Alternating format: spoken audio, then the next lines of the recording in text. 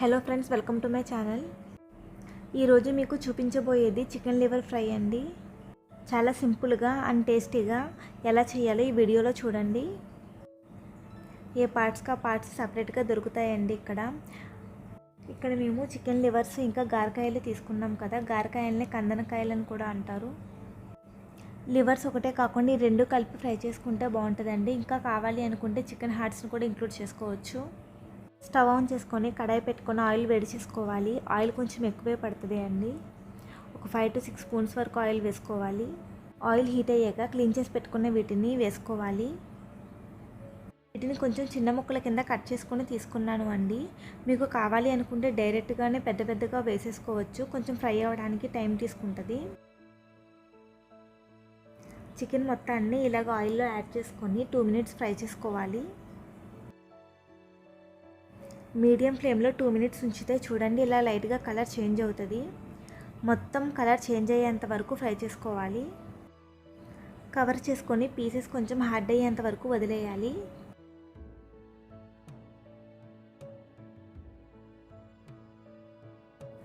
చూడండి పీసెస్ మొత్తం ఇలా కలర్ చేంజ్ అయ్యాక ఇప్పుడు ఇందులో 1/2 teaspoon పసుపు యాడ్ చేసుకోవాలి. కలుపుకొని మూత పెట్టుకొని 1 నిమిషం పాటు ఫ్రై చేసుకోవాలి. ఫ్రైలో వాటర్ అసలు యాడ్ చేయకూడదు.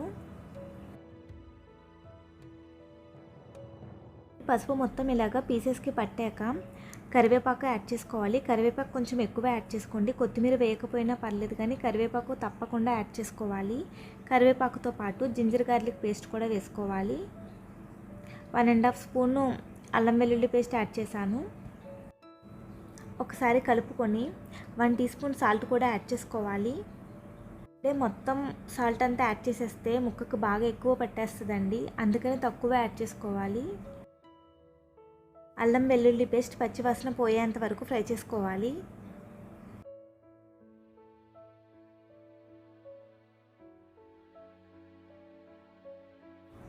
చూడండి ఇంకా వాటర్ ఉంటుంది. ఇలా వాటర్ ఉన్నప్పుడే సన్నగా తరిగిన ఒక ఉల్లిపాయని యాడ్ చేసుకోవాలి.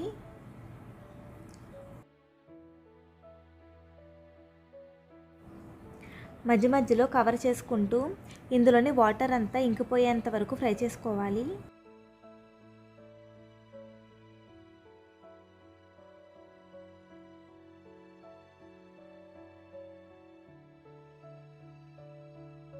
చూడండి ఇలా ఆనియన్ అంతా మగ్గిపోయాక ఇప్పుడు కారం యాడ్ చేసుకోవాలి. 3 teaspoons వరకు కారం యాడ్ చేశాను. ఇందులో 1 teaspoon జీరా పౌడర్, 2 teaspoons ధనియా పౌడర్ యాడ్ చేసుకోవాలి.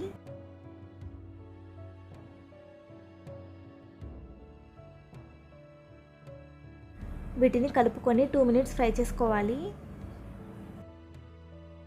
కారం మీరు తినేదాన్ని బట్టి అడ్జస్ట్ చేసుకొని వేసుకోండి. లో ఫ్లేమ్లోనే ఫ్రై చేసుకోవాలి అండి దీన్ని.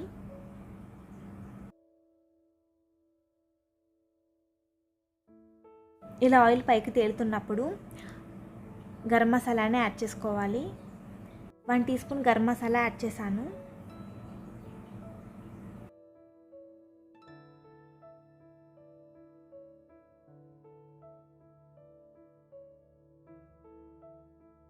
వన్ teaspoon సాల్ట్ యాడ్ చేసాం కదా. ఇప్పుడు రిమైనింగ్ సాల్ట్ కూడా యాడ్ చేసుకోవాలి.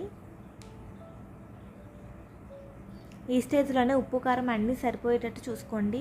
ఒకవేళ కారం సరిపోకపోతే కారం యాడ్ చేసుకోండి. గరం మసాలా సరిపోకపోతే గరం మసాలా కూడా యాడ్ చేసుకోవచ్చు. అంతే అండి, ఇంకేమీ వేయనవసరం లేదు ఇందులో. దీన్ని బాగా దగ్గర పడేంతవరకు ఫ్రై చేసుకోవాలి. బాగా డార్క్ కలర్లోకి వస్తుందండి. అప్పుడు దాకా ఫ్రై చేసుకుంటే టేస్ట్ చాలా బాగుంటుంది. చూడండి ఇలా బాగా దగ్గర పడేంత వరకు ఫ్రై చేసుకోవాలి. ఇప్పుడు సన్నగా తరిగిన కొత్తిమీరని యాడ్ చేసుకోవాలి. ఇది రైస్లో కలుపుకోవడానికి కూడా బాగుంటుందండి.